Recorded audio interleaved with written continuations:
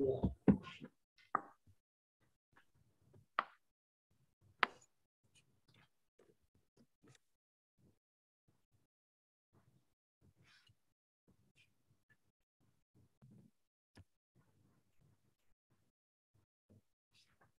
you ready? Shall we start class now? Next unit is 21st unit. Okay, unit number 21, behavioral therapies. Yesterday we discussed about the behavioral therapies 1, that is in the 20th unit. Now it is 21st unit. Unit number 21, behavioral therapies 2. As I mentioned earlier, these behavioral therapies, totally these all, what are the behavior modification technique or behavior modification program is totally depending on the conditioning theories. Okay, maybe the classical conditioning theory or operant conditioning theory. And today some behavioral modification program, or you can say behavioral therapies in this unit. These therapies are also depending on these both conditioning theories of classical conditioning as well as the operant conditioning. In addition to these two theories, one other theory is that is social learning theory, or you can say Bandura social learning theory. Am I audible? Yes, sir.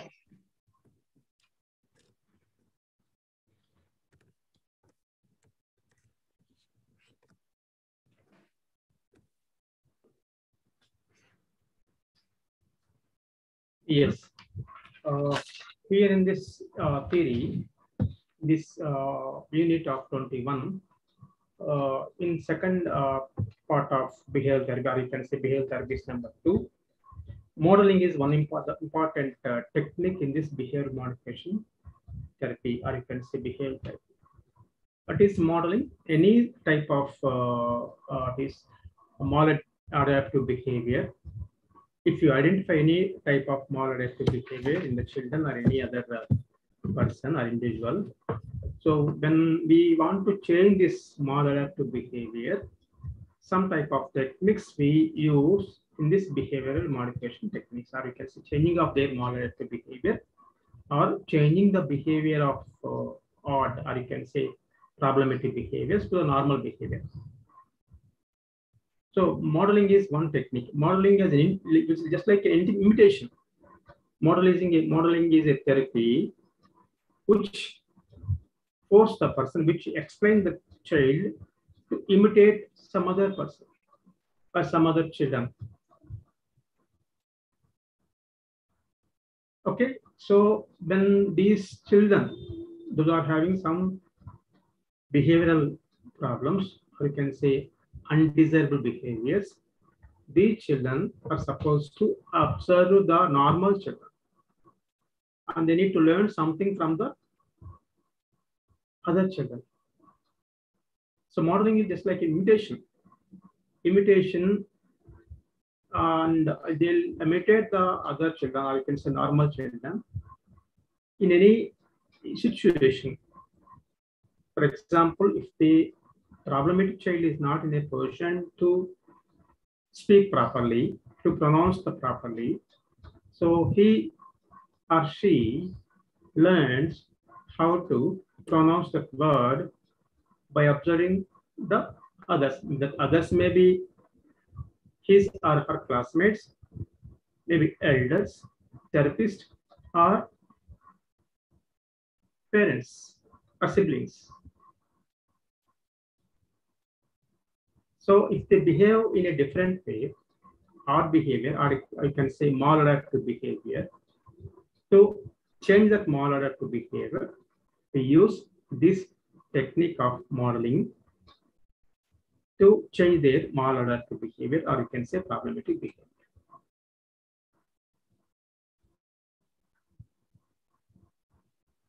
So here in the modeling technique, the children or the person or the individual observes the others. Okay, So if you observe, the observation is, we know that observation is a major part in psychological methods. Hello, am I clear? Are you able to understand my? Yes, sir. Yes, sir. So we have some methods of psychology in initial stages. I think in your lifespan development, it is course number 4. Or any other basic psychology, we have some methods of psychology. What is psychology?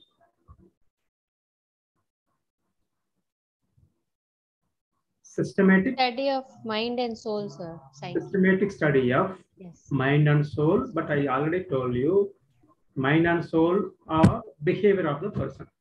Correct. Got it? So here in the study of behavior of any individual, there are some methods of studying this behavior. Anyone? Can you explain the methods of psychology in studying the behavior of any individual or the person?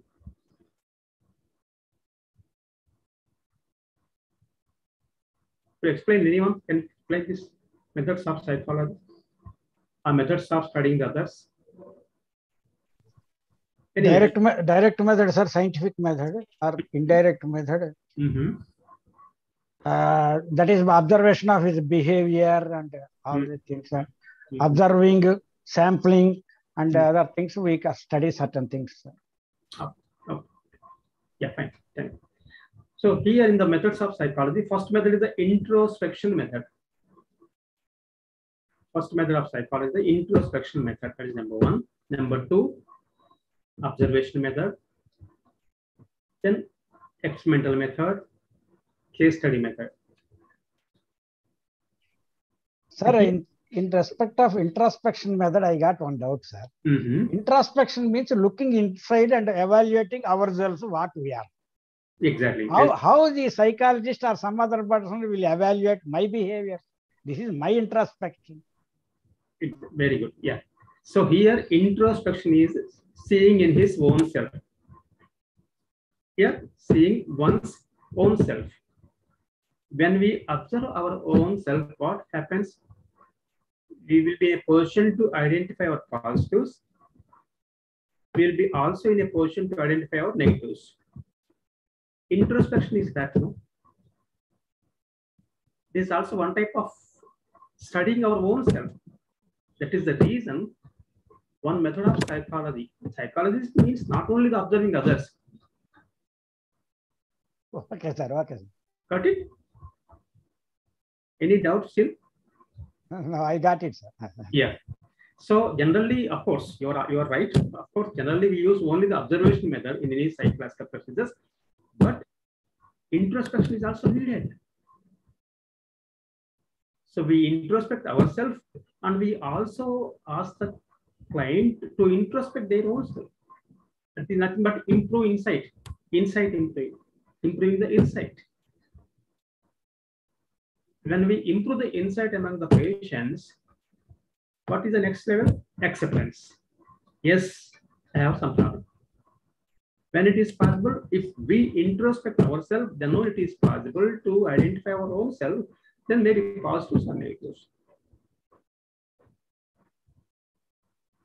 Yeah, here in this modeling technique, in this modeling method, so here observing the other children, observing the others. So that's something they can learn by observing the others. Again, this observation may be in a different ways. Direct observation, indirect observation, non-participant observation.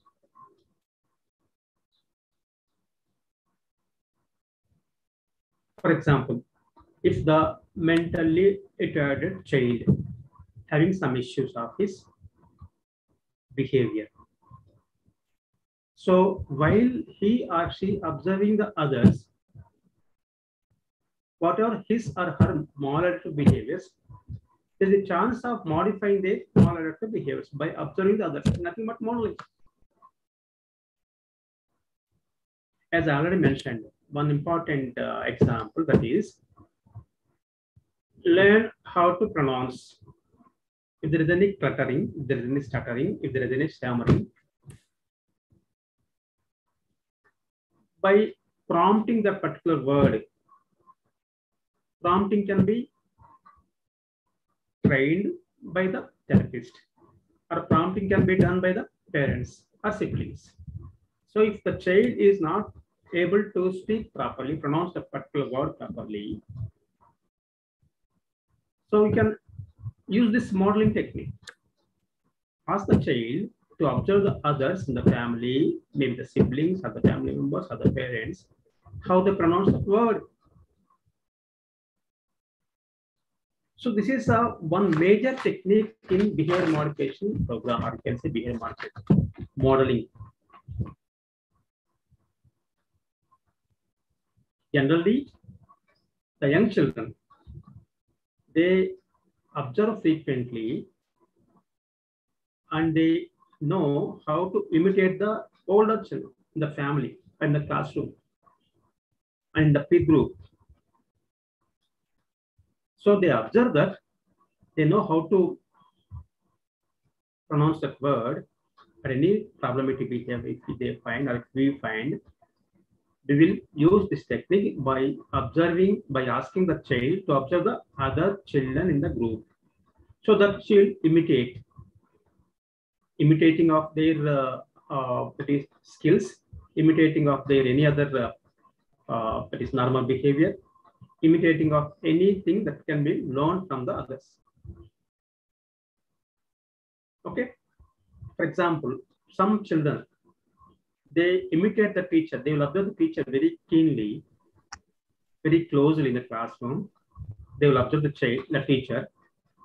So some children, if they ask who is your role model, maybe the childhood stage or any initial stage, adolescent stage, what they tell, my role model is my teacher. Okay, so here this is also one type of this imitating the children, imitating the teachers, imitating the parents, imitating the siblings. So here modeling is a powerful tool generally we use in modification of the behavior of any individual or any child. Okay. Any doubt in this? Is there any other examples you need? No, sir. Any skills like social skills, occasional skills, like maybe study habits? Okay, these are all the skills.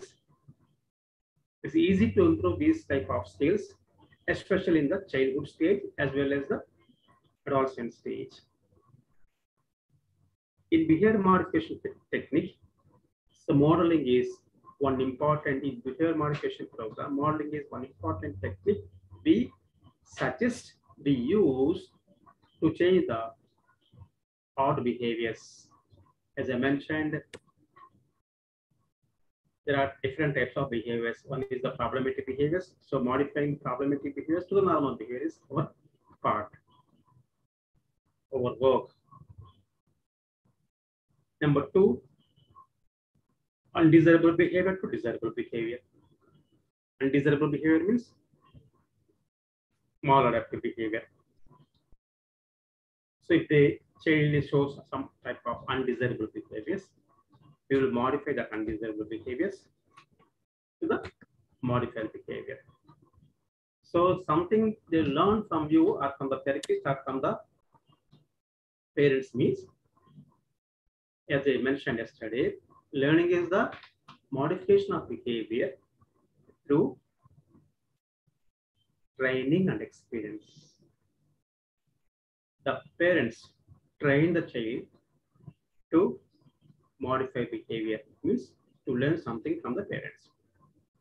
Or the siblings modify the behavior of the child to learn something. That means the child or the person learns something from the siblings or teacher or therapist. So in learning process, there are two important aspects. One is the training, second is the experience. Modification of behavior through training and experience.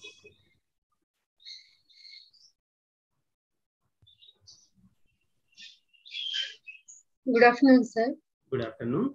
Sir, ikkada training ichedi not only person, we are giving training to the parents and caretakers also in the family, na sir? Exactly. Because the person is staying in the family means change has to come from the environment and also in the person. So both has to work collaboratively, na sir?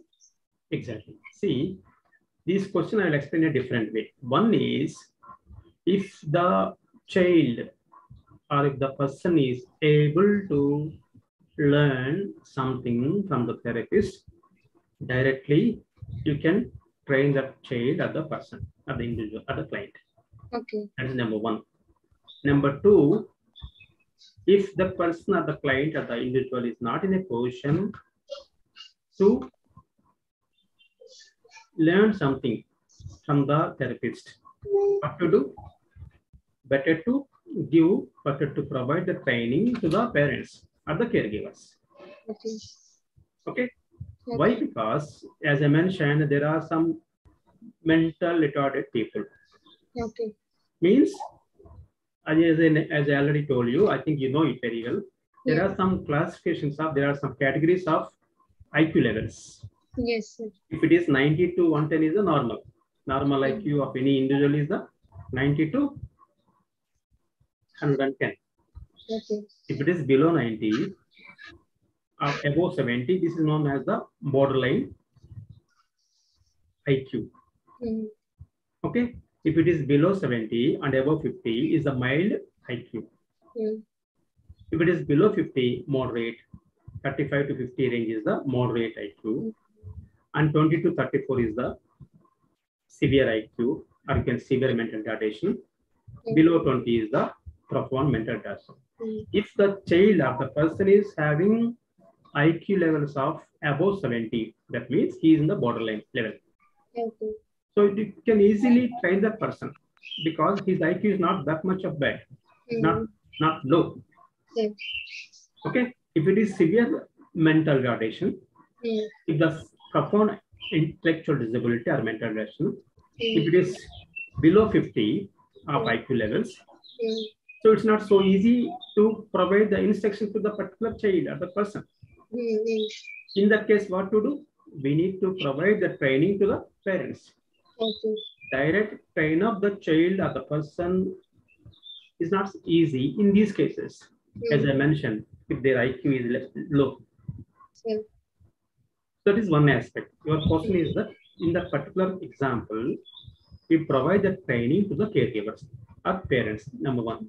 Number two, even though the IQ levels are good, you are rightly telling that parental environment, or you can say family environment.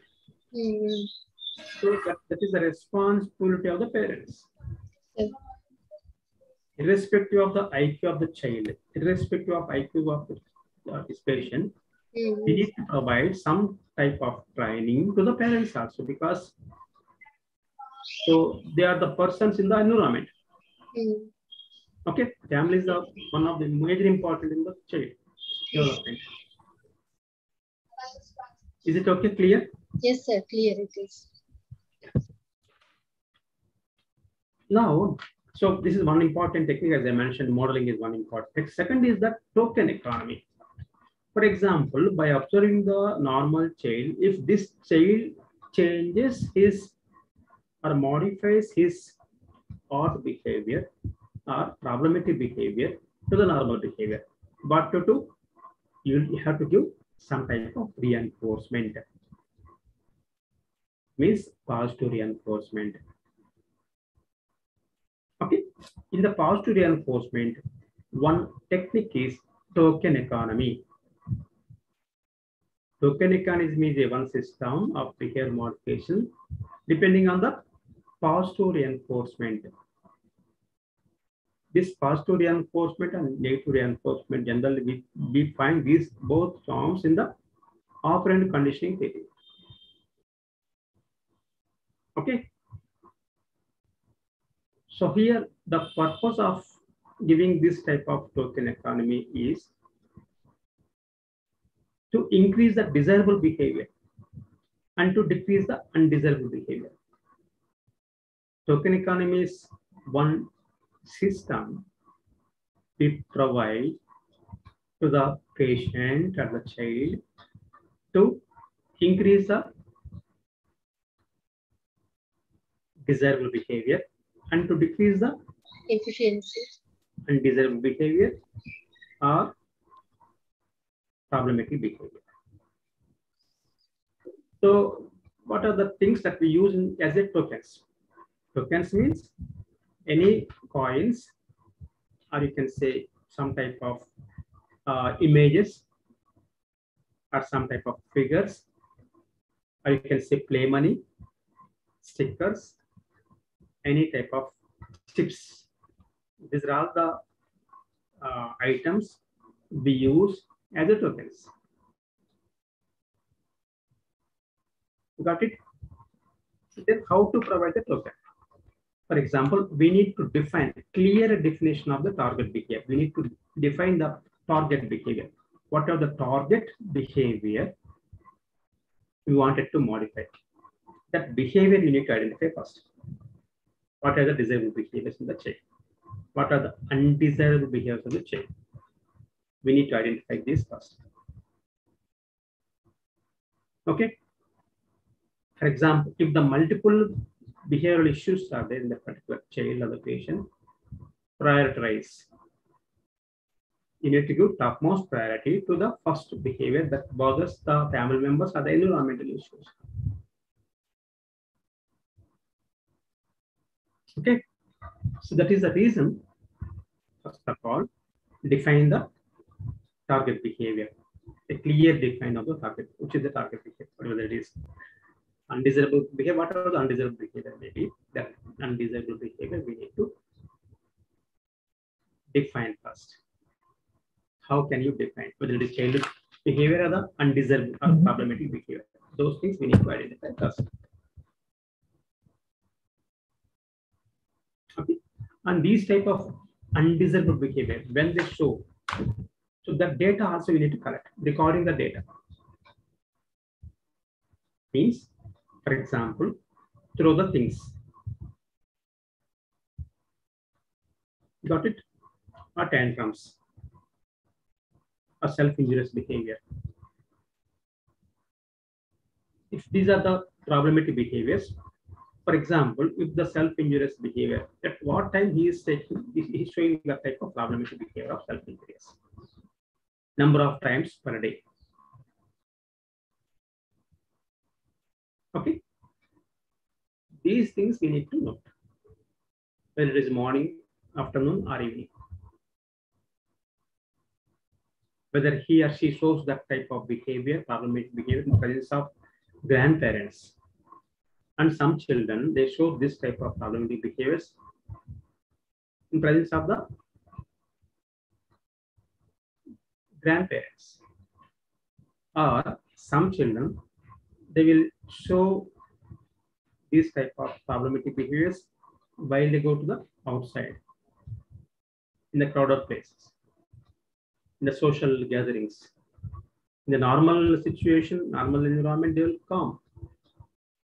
They won't show any problematic behaviors. When they go to the outer places, open places, and if they attend some type of social gatherings, this type of behaviors, they will show.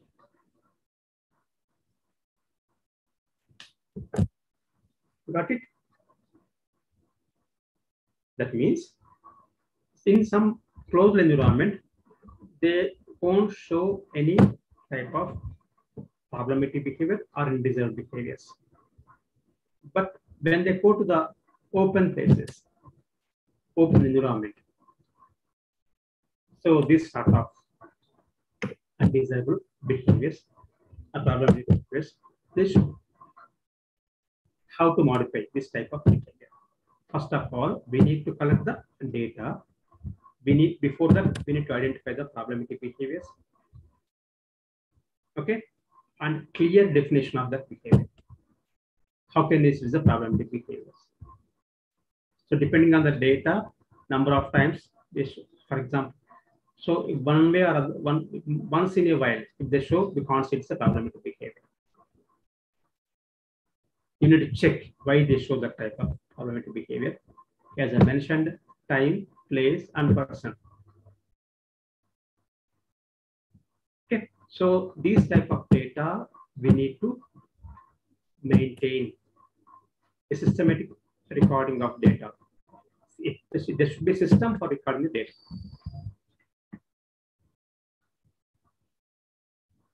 Okay, if this type of behavior, if they show, if we want to modify that behavior, if the child is able to understand your instructions, and if he tries to modify that behavior, then better to provide some type of reinforcement, or you can say positive reinforcement, like token economy.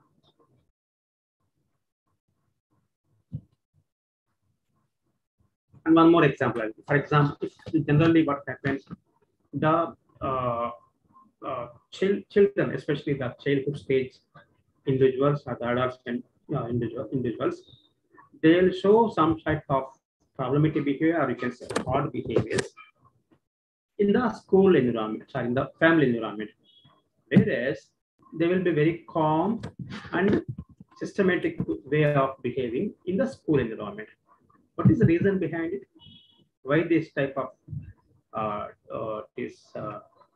double standard behavior it shows? Means influence of the environment.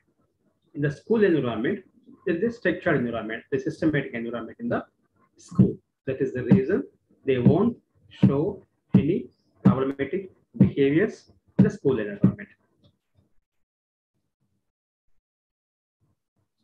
But the same child, when he or she is in the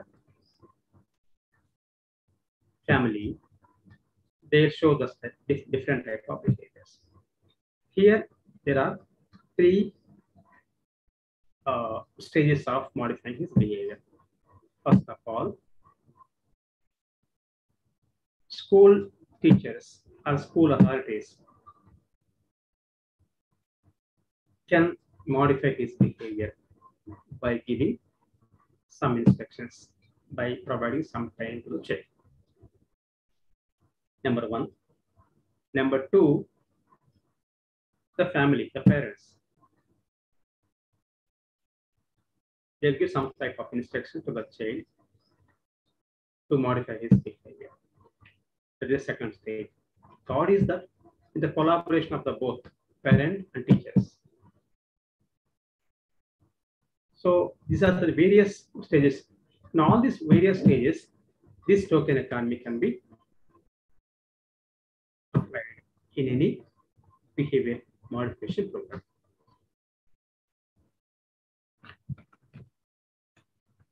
So this token economy, not only in the childhood issues, this token economy also utilized in the psychiatric setups to change the acute problems of the psychiatric hospitals. Acute units in the psychiatric hospitals. Those units also, with the help of psychological professionals, they use this type of technique of this type of token economy technique. Token economy technique for schizophrenia cases. See, some type of, as I mentioned in the schizophrenia, when I explained about the schizophrenia, there are some positive symptoms and negative symptoms.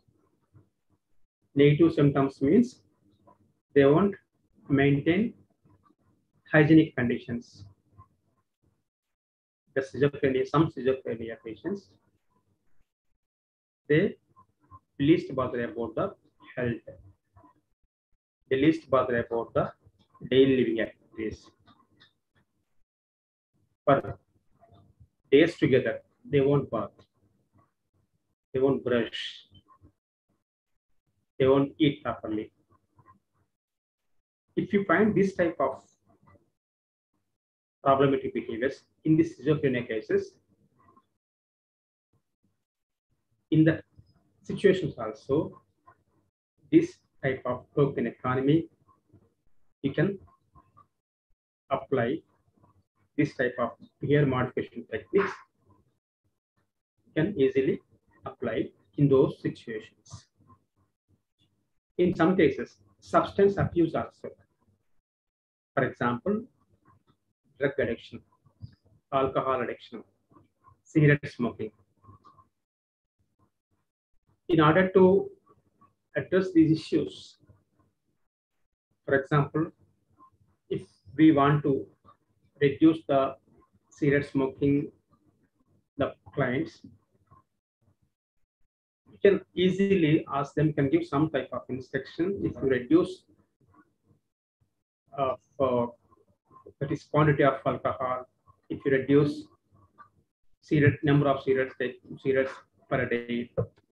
So this type of tokens means this type of positive reinforcements we will provide, so that if you give this sort of instructions, there is a chance of reducing the cigarette smoking, quantity of alcohol, or any other drugs. With the help of other psychiatric professionals, can use this technique of token economy. So as I mentioned, the token economy is the one type of behavior modification program. Frequency is reinforcement to reduce the problematic behaviors. The problematic behaviors may be from the childhood stage, adolescent stage, the patients of psychiatric hospitals, schizophrenia patients, acute units in the hospitals, or substance abuse cases also. Sir? Yes? Sir, how to apply a technique in schizophrenia clients, sir? Can you please explain with one example? Yeah, good. Just now only example. Again, I repeat. Here, the schizophrenia case, as I mentioned, the schizophrenia, when I discussed about the schizophrenia, there are some positive symptoms and negative symptoms. Positive symptoms means hallucinations, illusions are the positive symptoms of schizophrenia. Okay? Yes, sir. And lack of proper communication, poor social skills. If these are the, that is one type of positive symptom in the schizophrenia. There are some negative symptoms of schizophrenia. Negative symptoms means they won't maintain the daily life activities. Number one, that means daily clothes they won't hygiene conditions. Yeah, they won't brush, they won't even bath, they won't take food properly. So these are all the negative symptoms of the schizophrenia. If we find this type of symptoms, that means nothing about the behavioral issues, no? Not maintaining proper hygiene means some type of behavioral issues. Yeah. Here in this case, we ask them, we instruct the patients to maintain some hygienic conditions around the environment, in their environment. If they follow your instructions, if they modify the behavior, okay, so we will provide some type of positive reinforcement. It's nothing but a token economy. Okay. Can they hear, sir, in acute condition, can they hear what are the suggestions we are giving? Is the client will hear us? That's it. As I mentioned, see, in any psychological problem, that may be the schizophrenia, that may be the OCD, maybe any other, even other psychological issues also. So level of the patient, that we need to take first. For example, as I mentioned in this class, in the initial state of this class, so if the IQ level is low, it's not so easy to provide the instructions to the client. Sir. The same principle applicable in the schizophrenia cases. Apply anywhere. Okay. Severity, depending on the severity. Okay. If the severity is less, directly can give instruction to the patient. Okay. If the severity is more, better to give the instruction to the caregivers. Sir. Okay, sir. Understood, sir. Thank you, sir. Even OCD case also, after the, see, one thing I want to explain here very clearly.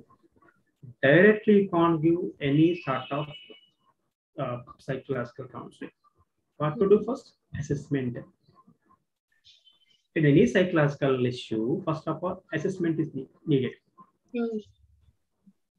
Any psychological setups, what to do first? For example, if the patient joined the hospital, what they'll do first? Assessment. Assessment. They'll do the assessment first. Assessment. If the person is having some sort of personality issues, we will give the assessment of the personality. Sir. We'll take the assessment of the personality. Like as I mentioned, some personality tests. Sir. Okay, the personality test, as I mentioned in our previous classes. Assessment of the personality means there are some tests of assessment of personality. That means IPD is one personality examination. Cluster A, whether it's cluster A, cluster B, cluster C. Yeah? Yeah. In cluster A also, whether it is schizoid, schizotypal, or paranoid. Got it?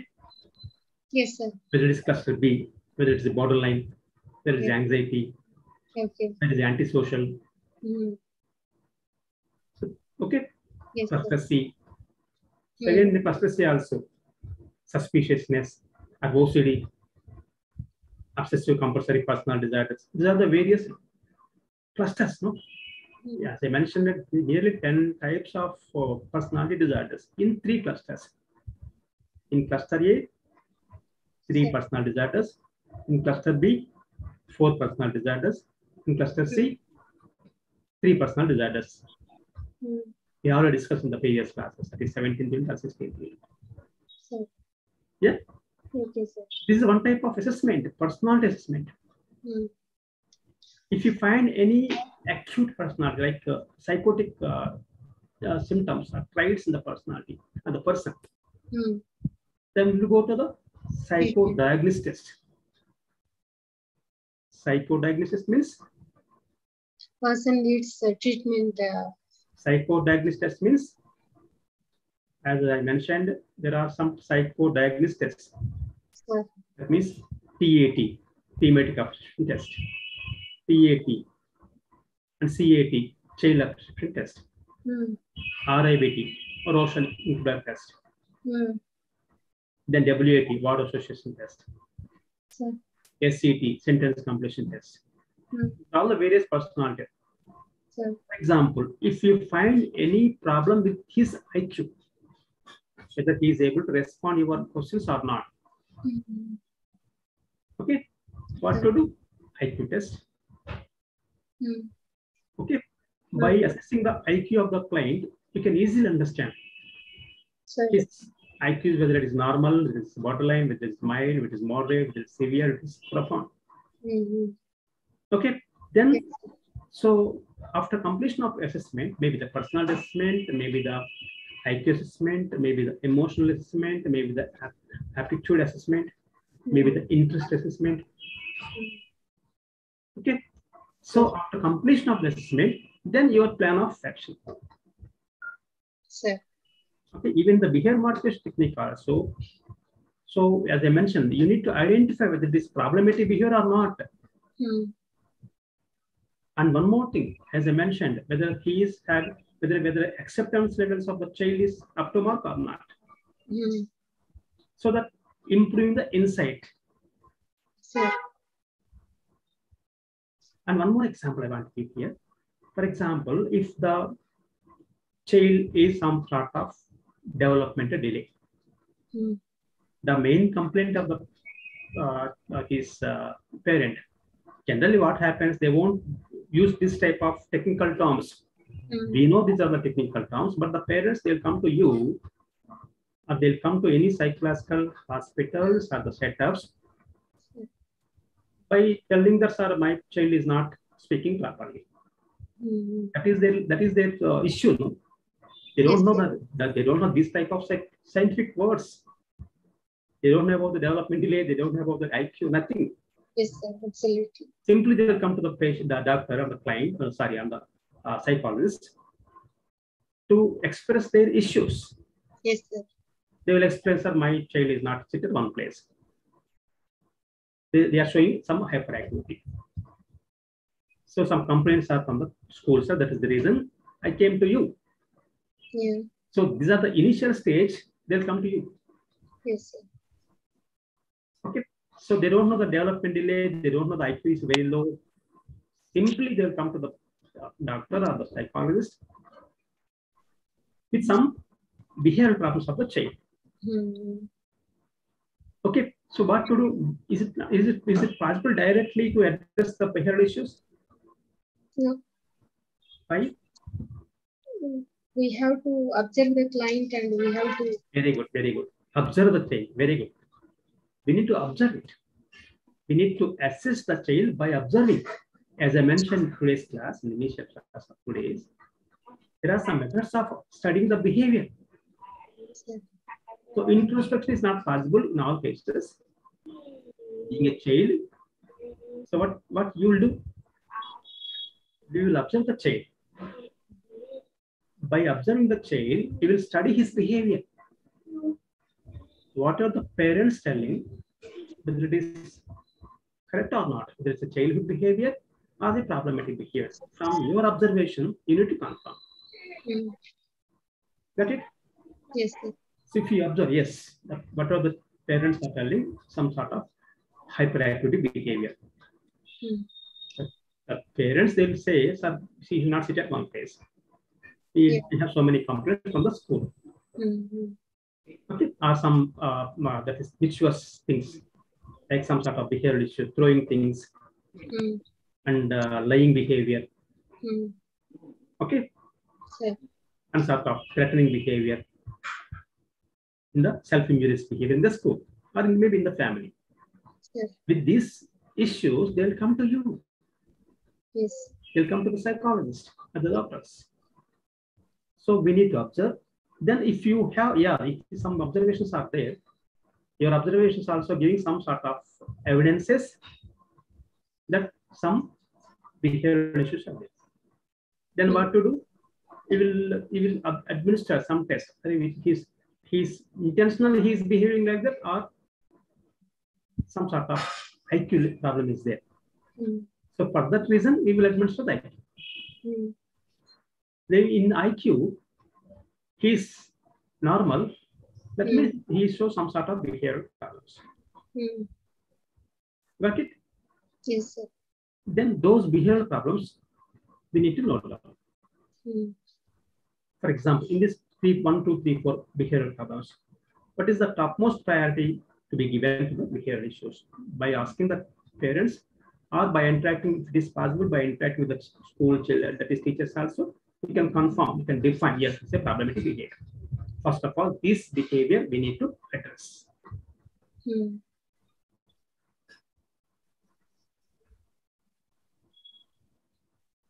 Got it? Yes, sir. Yes. Okay, so in our observation, some odd behaviors, like if the child is 6 years of age, but he's not sitting at one place, that is number one. Showing hyperactivity and not focusing on any task. That means attention deficiency and hyperactive disorder, ADHD. In your observation, it is found that symptoms of ADHD. What to do next? Your observation part is completed. What is the next method? Experimental method. Introspection method, observation method, then experimental method. Experimental, or you can say laboratory method. Pardon, experimental method? Or you can say laboratory method. Sir, okay. It's the third method. Sir. Laboratory method or experimental method means you need to do some experiments. Some tests, sir? Yes, some test. General in psychology, test means in botany and chemistry, some acids will be there, some salts will be there. Okay. The chemistry lab, physics lab. But whereas in the psychological lab, these are the techniques, these are the tools we use. In experimental method, sir, we formulate a question and gather information and collect the data, and whether it is correct or not, we come to any inference. That is. And you need not to formulate any already some structured models are there. There's some tools are there. Standardized tools. Those standardized tools only we need to use in experimental. IQ is one tool. SQ is one tool. PQ is one tool. In case of ADHD, what tool we use? Sir? Yes, tool is there. Yes, sir. Okay. Yes, besides of one tool is ADHD scale is there. As per the tool, we can find out what is the intensity and other. Exactly. Yes, exactly. Whether it is severe, whether it is moderate, whether it is those things we need. Okay. Same way, if you find any personality problem, if you observe any personality problem, personality tests are there. Projective tests, non-projective tests. Okay. So here, so when we are giving the counseling or when we are giving the behavior modification program, these are the procedures we need to follow. After getting some improvement in the change, that means if he or she is modifying his behavior, in order to modify his behavior, this type of token economy we generally use. Understood, sir. Yeah. Then I feel very happy. Very elaborately you have explained. Thank you so much, sir. I'm ready to elaborate, but the time is the time. Yes, sir. Yes. So that my routine time is my generally day-to-day work is this. No? That is the reason elaborately I'm ready to explain any sort of disability, any sort of psychological issue. But the problem is that we need to complete within this 16 classes total course. That is the reason shortcut we are doing this. Yes, sir. Briefly, we are explaining it. Yes. Then another important technique in this behavior modification training is assertive training. Assertive training. Okay. Assertiveness training is that is one type of behavior therapy designed to help people stand up from their own self, or you can say to empower the patients. Okay. So it can be defined as a communication which one expresses in a positive manner. Okay. So assertive training can be effective part of treatment for many conditions such as depression, social anxiety, and problem resulting from the unexpressed. Or you can, if there is any emotional issues, in that case also this type of assertive training. Okay.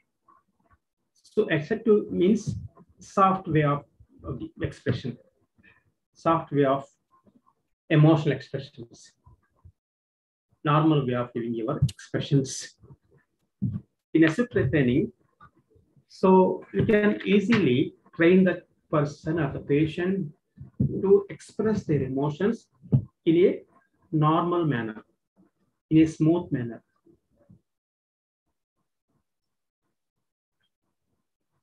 Here in the assertive training, so generally what happens, we create some sort of awareness to the client, the patient, on his own personal rights. So we'll also explain to the client or the patient what are the consequences of emotional issues, emotional disturbances. If he emotionally disturbed, what are the various consequences he or she faces in the future course of time? That means we will explain what is assertive behavior, or you can say assertiveness, what is the non-assertiveness. We will explain the differences between these both. So that if the patient shows non-assertive behavior, some sort of consequences we will explain. One is, we will create in assertive training, we will create awareness of a person's rights and responsibilities. Number two, we will explain to the client what are the differences between the non-assertiveness and assertiveness. And we also explain the client what are the differences between the aggressiveness and non-aggressiveness. Okay. And we also explain the client what are the verbal and non-verbal skills of assertiveness.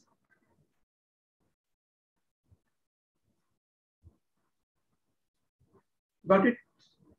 So that the client shows assertive communication. In other words, assertiveness is saying no without hurting the other person, without resorting positive way of expressing without resorting to aggression. Exactly. Yes. Okay. But they will express their emotions, but in a possible way, in a positive way. They feel free to express their feelings, thoughts, and desires, but because they have anybody, some all other also have their own rights and responsibilities. But this assertive training will help the patient to feel free to express their feelings, thoughts, and desires. Okay, they will feel comfort in maintaining the relationship with other people. Though they utilize their responsibilities and rights, but they'll have some sort of control over their emotions. Or you can say emotional balancing they'll maintain, emotional stability they'll maintain. They will be in a position to maintain the emotional stability or emotional balance. Okay, so there are some advantages of showing this assertive communication. One is they'll respect others. They'll get respect from the others. They'll develop the listening skills. Okay, and they'll use the client learns able to communicate assertively. There are some advantages. One is they feel emotional stable. They'll express their emotions in a systematic and normal way. They'll develop their listening skills. They'll have control over their emotions. They will get very good relations with other people. Okay, they will understand the others from their perspective and feel connected to others. Okay, they will have they'll maintain very good relations with other people in the community, in the society.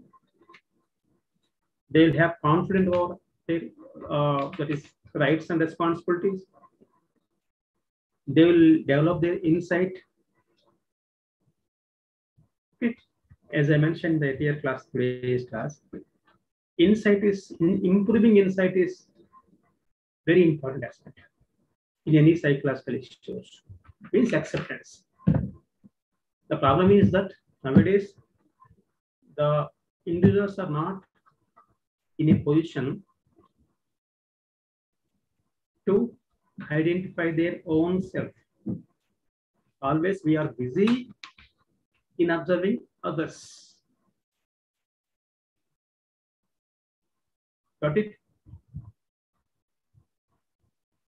They're always busy in observing the others. Yes, sir. Yes, sir. In that process, we are forgetting our own abilities.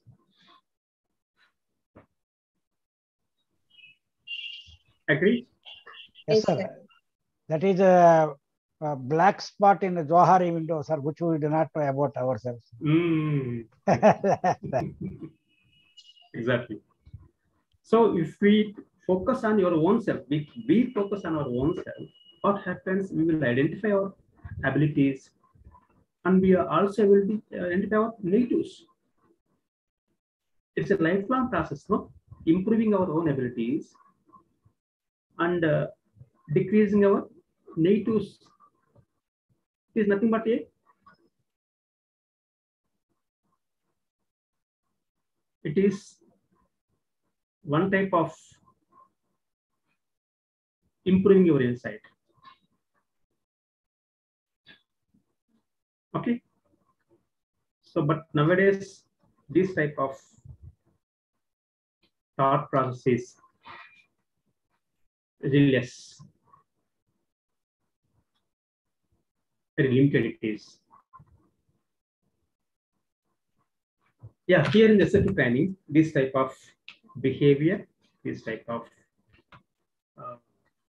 thought process, this type of thinking positiveness, we will improve among the patients. So in this 21st unit, in behavior therapy 2, first of all, we discussed about the token economy. Then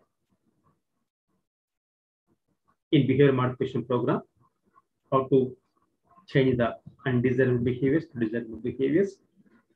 If these undesirable behaviors to desirable behaviors, there are some systems. That is, one type of system is modeling.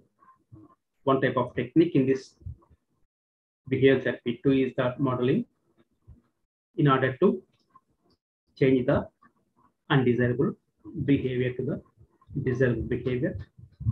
Number 2 is the token economy. Okay, by using this technique of modeling, if problematic behaviors modifies to the normal behavior, or you can say undesirable behavior modifies to desirable behavior, some sort of tokens we will provide. It is nothing but token economy. And finally, we discussed about the assertive training and assertive communication. Then how to improve the assertive communication in the client, and what are the various advantages of the assertive communication.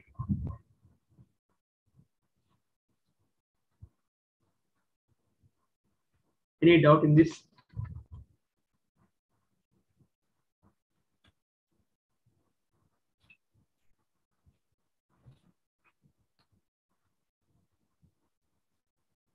And one more thing I have explained, that is some methods of observation, some methods of studying the behavior of any individual. One is introspection, second is the observation. Because why the observation we focus on means, in this modeling, observing and imitation is the major aspects.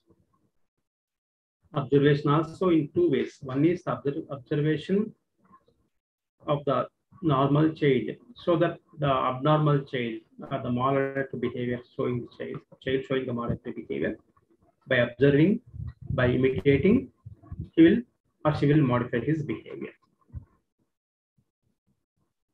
Okay, and the modification of behavior is nothing but a learning. As I mentioned, learning is the modification of behavior through training and experience. You will get some sort of training from the parents, from the therapists, or from the siblings, or from the teachers. Or by observing, he will train up from others. That is one part. Training is one part. Second is the experience. He will have his own experience how to modify his behavior. It's nothing but learning. Learning is the modification of behavior through training and experience. The patient can get some sort of training from the others, like parents, teachers, siblings, and the therapist. And second part is the experience. He will have his own experience in modifying his behavior.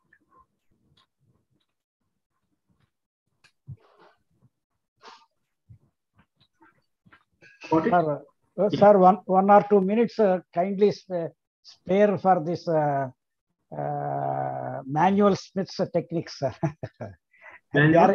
Smith, when I say no, I feel guilty. Some interesting things are there, sir. Broken gramophone record, and fogging, negative inquiry, some in our. No, actually, what is the actual question? What explanation you want me from? It has come in the same topic, sir, in the same chapter. Techniques used under this behavior modification. Assertiveness, we have already discussed it, sir. Assertiveness. Okay. Under assertiveness, they have discussed about a book written by Manuel Smith, sir. Manuel Smith, the name of the book is When I Say No, I Feel Guilty.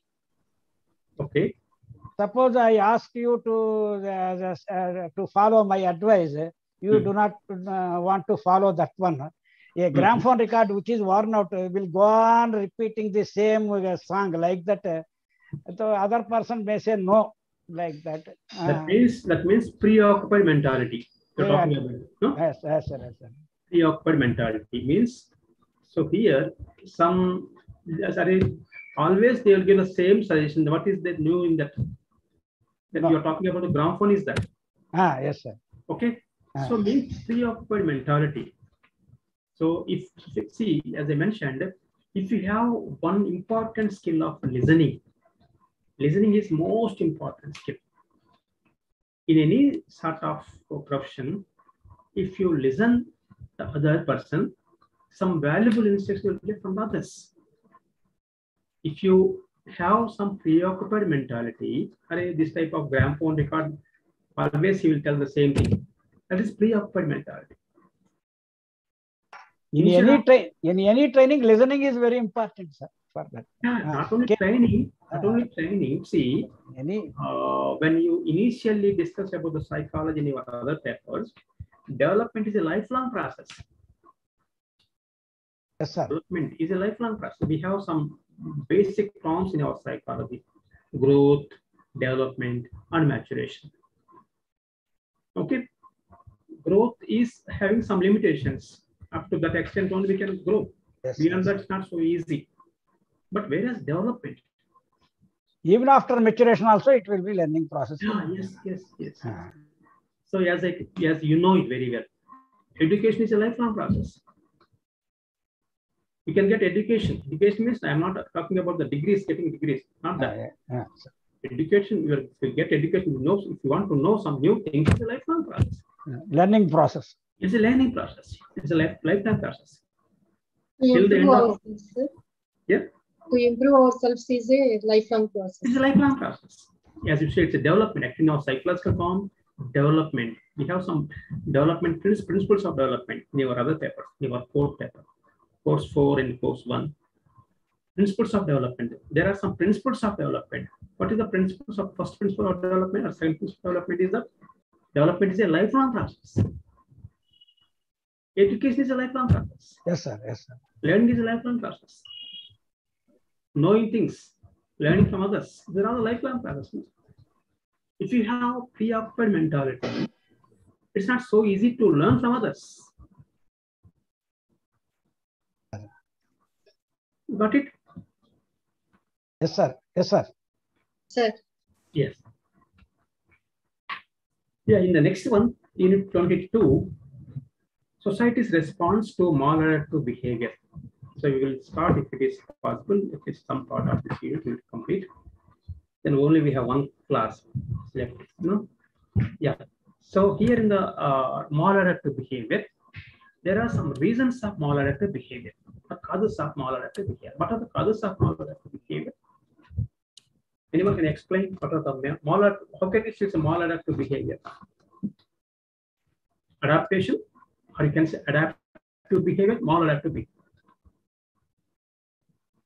That means they are unable to adapt to the environment situation. So exactly. Behavior. If the person is not in a position to adapt to the new environment, new situations, okay, so it's nothing but a maladaptive behavior. Not adapting to the new conditions, not adapting to the new environment, not adapting to the new persons. Okay, it's maladaptive behavior. Some issues related to the maladaptive, or you can say some causes of maladaptive behavior means some problems, or you can say social problems like poverty, racism, casteism, societal status, socioeconomic status. Okay, some sort of recognition, lack of recognition. This also leads some maladaptive behavior. As we know it very well that we have some needs, human needs. Some needs related to our basic like physiological needs. Some needs are the psychological needs. As Abraham Maslow explained, hierarchy of needs. Basic needs, I can physiological needs. What are the rest of the needs? Are the psychological needs, love of need of love and affection, need of safety and security. Yeah, need of identification and recognition, need of achievement. So here, the one important reason of maladaptive behavior is, it's mentioned in the book also, not recognition.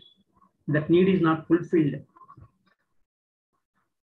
If the need of love and affection is not fulfilled in their childhood, the individual childhood stage, in later stages, it leads some type of maladaptive behavior in the children or in the individual. Okay, means socioeconomic status, poverty, some type of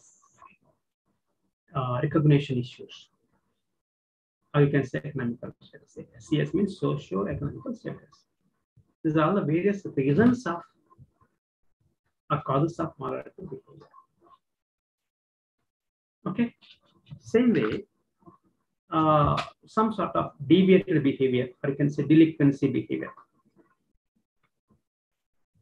Okay, or you can say criminal mentality in the individuals,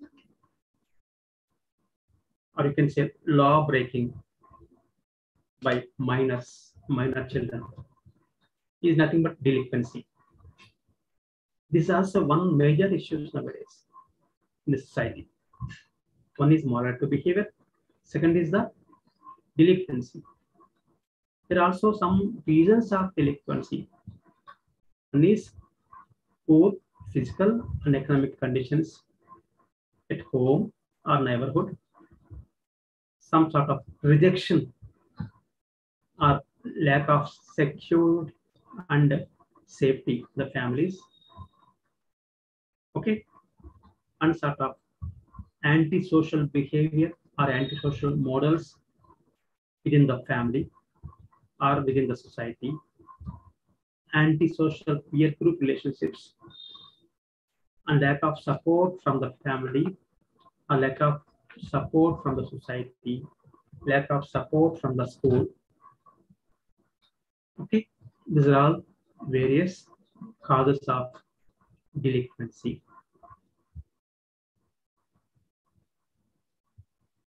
Got it? One is the maladaptive behavior, second is the delinquency.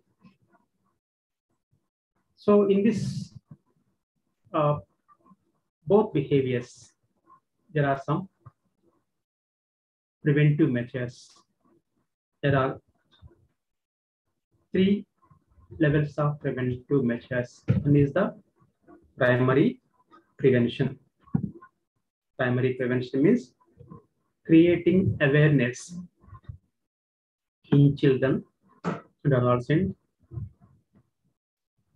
So here in this primary prevention, what focus is educating the children or adolescents in order to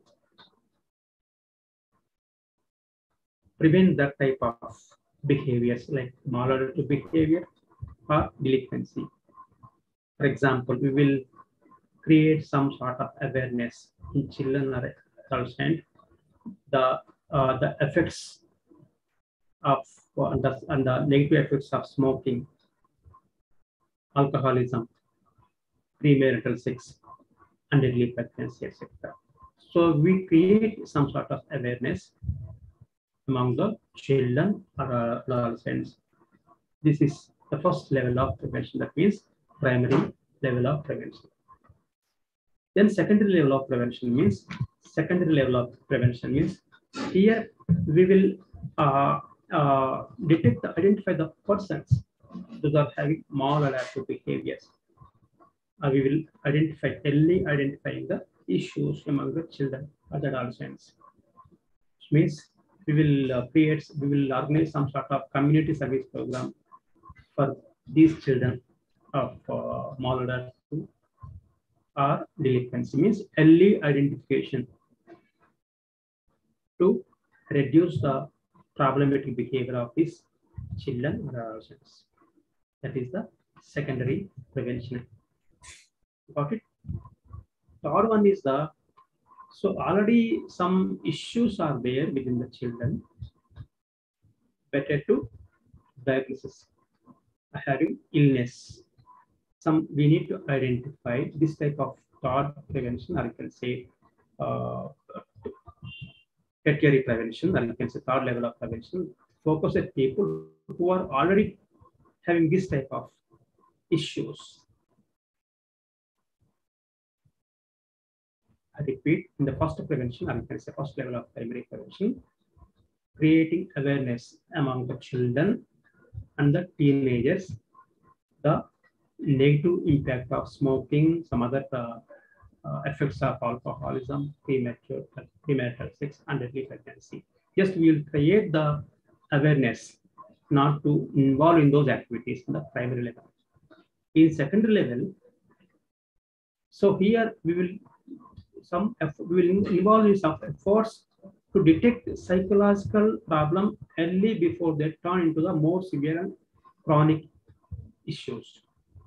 So early identification of these issues in the secondary prevention. In third level of prevention, whatever the affected people, wherever they are,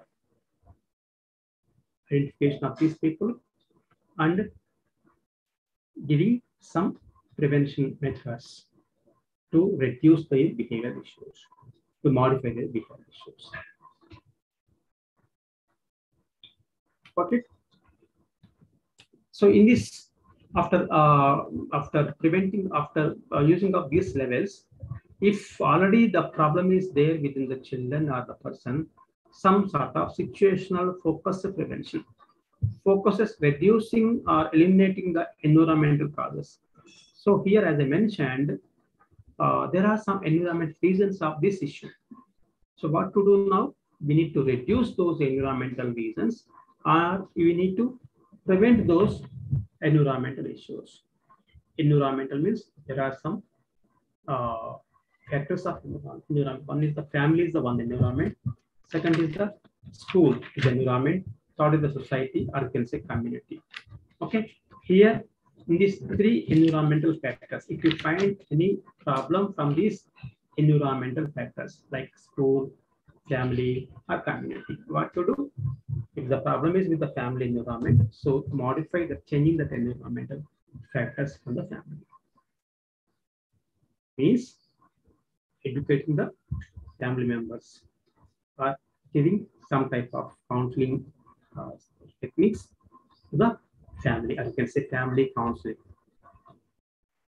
parental counseling, siblings, if there is a neighborhood issues are there. So those issues we need to address. So that in the preventive measures, we will involve the other agencies of other reasons of this particular behavior.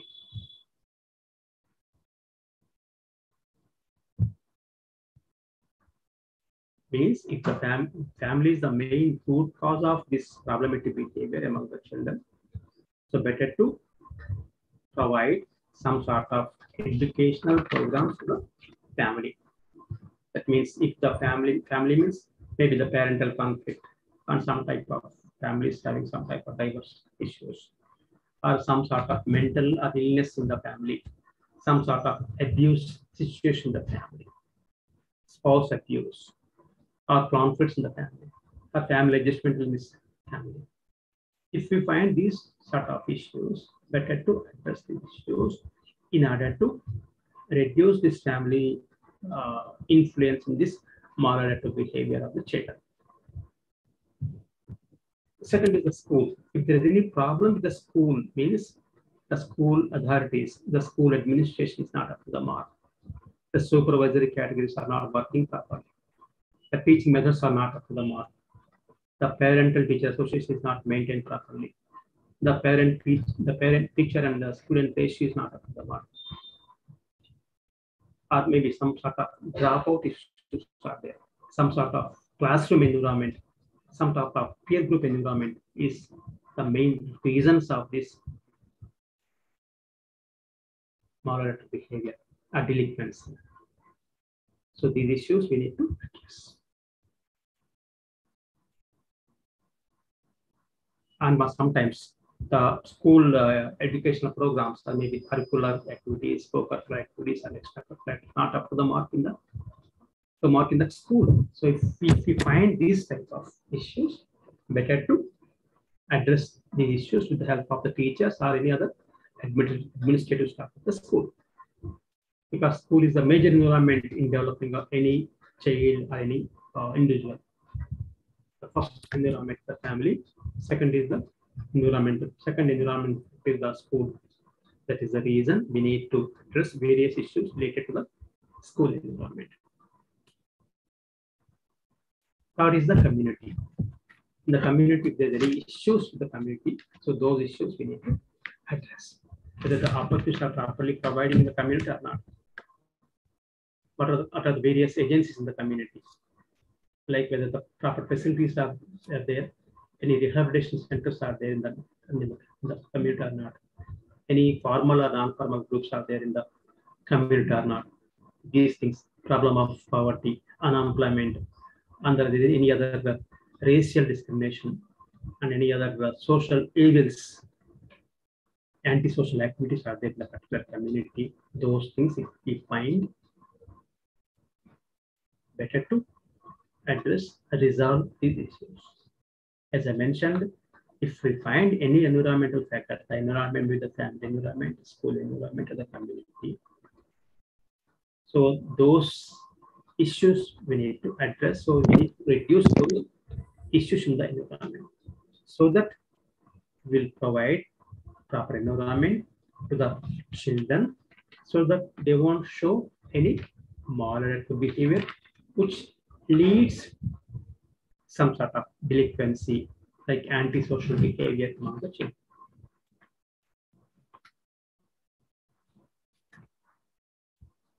Okay, and some type of self-help groups also will form.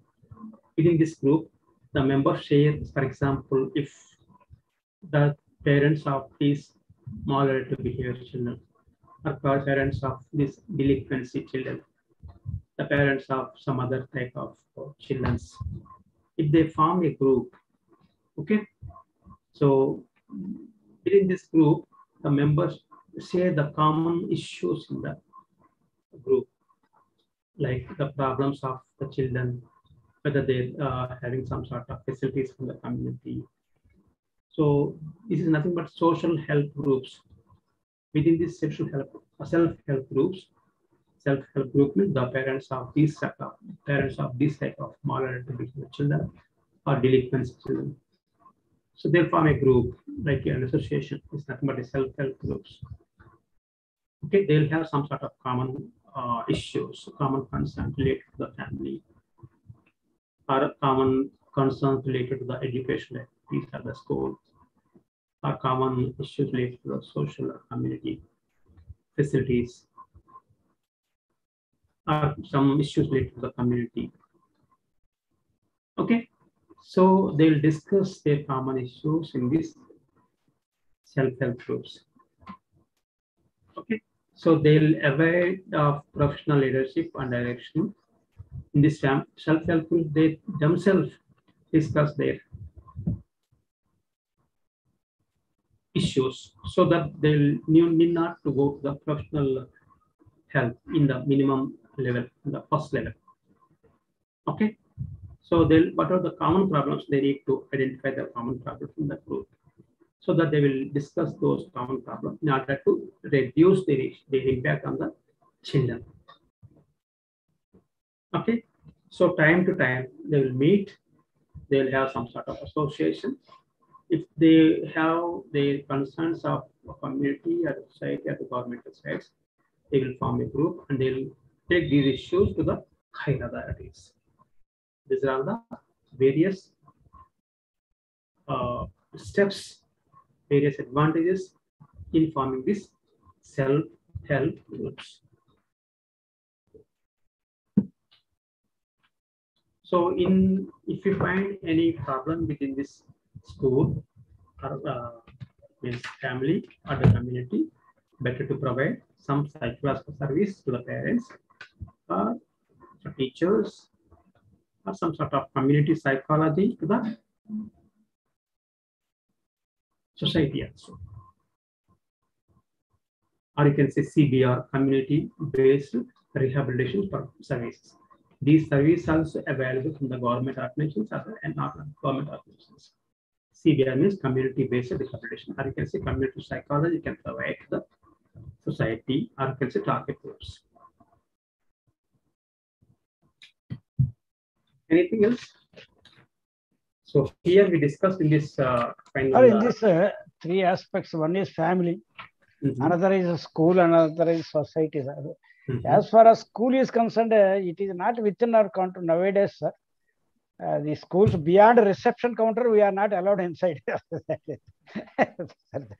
No, see, actually our unit is the, unit 22 is the society's response to maladaptive behaviors. Society's response to the maladaptive behaviors. In the school also, one is the main part of the society, no? So if they are not allowing that, that is parents, beyond that reception, so the parental associations are there. Yes, sir, yes. There are PTA meetings, parent-teacher association meetings for every month. They are supposed to administer. They are supposed to conduct. See, nowadays, Right to Education Act, the new Right to Education Act, recently passed in the Parliament also, modified. Yes, sir, yes, sir. Act of Education, a new education policy, 2021 policy. So PT is the vital role in improving the education policies. Part of the system, maybe CBSE, ICS, and state board system. The role of PTA, Parent-Teacher Association role, is the crucial role. They are not supposed to deny the Parent-Teacher Association meetings. Yes, sir. But that is, we need to take that initiation. That's a responsibility. Yes, sir. School plays a vital role in improving the moral principles of the child. I agree, sir. But my point is their curriculum and everything is rigid. Will they accept any modification in their teaching methods or depending upon the learning capabilities of students? I don't think they are that type of individual concentration is there. Even if they collect lakhs of rupees, that is, I'm not talking about the ordinary schools are there, highly sophisticated corporate schools also. Individual focus is not there, sir. That is my, as an elderly person, that is my observation. Sir, what is your observation? I do not know, sir. I agree with your observation because I have nearly 20 to 25 years of experience in the schooling. School side, even that I am advisor of some schools. Yes, sir. Honorary advisor, I know that.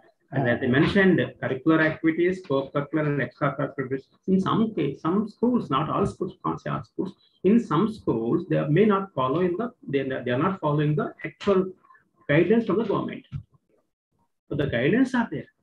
Strict guidelines they are supposed to follow. Whether they are allowing the parents to reach that place or not, that is their administrative policies, administrative defaults, problems of their administration.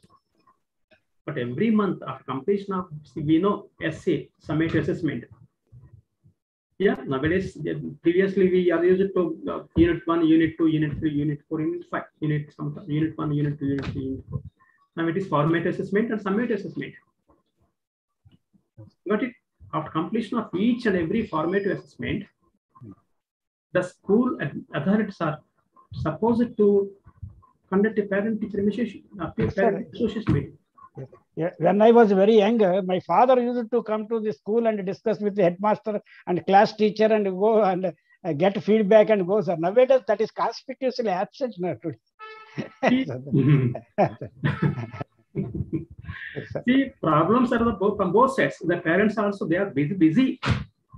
In some cases, I am giving counseling to the parents. Yes. Whether you believe it or not, they don't know the way the child is studying.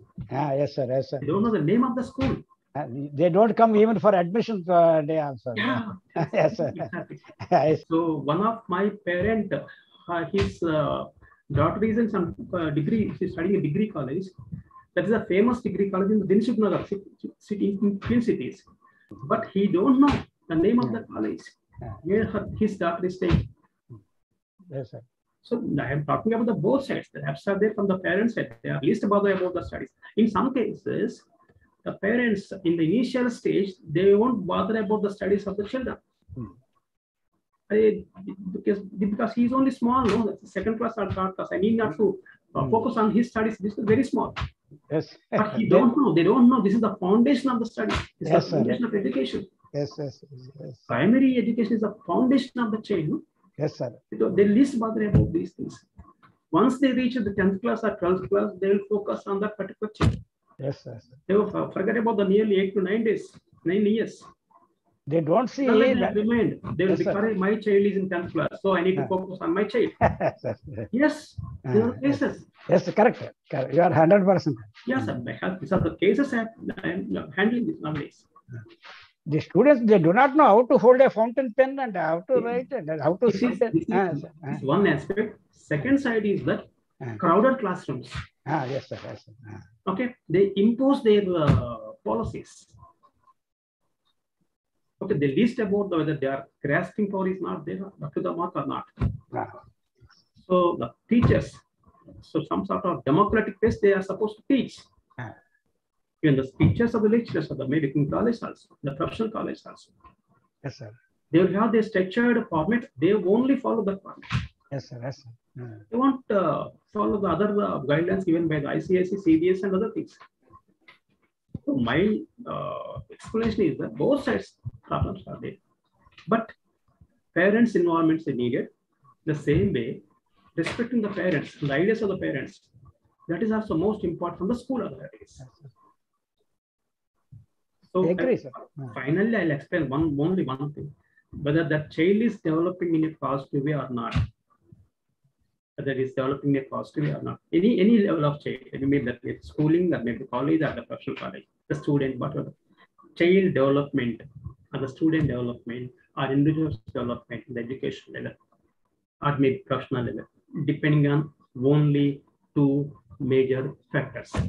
One is family, second is the school. That's it.